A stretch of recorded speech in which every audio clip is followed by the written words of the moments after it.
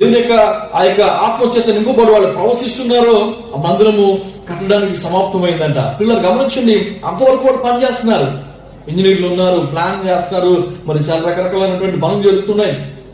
అవన్నీ జరుగుతున్నప్పుడు కూడా నెలలు అవుతున్నా, సంవత్సరాలు అవుతున్నా ఆ పని కంప్లీట్ అవ్వలేకపోతుంది. మందిరాన్ని కట్టాలనుకుంటున్నారు కానీ, చెరలో నుంచి వచ్చారు కానీ ఆ మందిరాన్ని కట్టలేకుండా ఉంటున్నారు వాళ్ళు.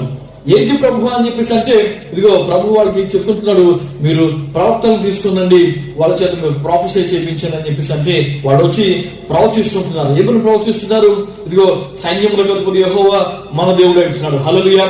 ఆయన మన మధ్య ఉంటున్నాడు, హల్లెలూయా. ఆయన మన కార్యములు సంపూర్తి చేస్తుంటున్నాడు. ఇదిగో ఈ మందిరం తిరిగి మరలా కట్టబడుతుంది, మహిమతో నింపబడుతుంది, తిరిగి మరలా నేను ఈ వీరి మధ్య నేను నివసించిపోతున్నాను అని చెప్పేసి ఎప్పుడైతే వాళ్ళు వచ్చి ప్రవచిస్తున్నారో, ఆ ప్రవచనం ఆధారంగా, ఆ ప్రవచనం యొక్క శక్తితో వాళ్ళు ఏం చేశారంటే ఆ మందిరాన్ని కట్టి కంప్లీట్ చేశారని చెప్పేసి వాక్యం మనం చూస్తాం.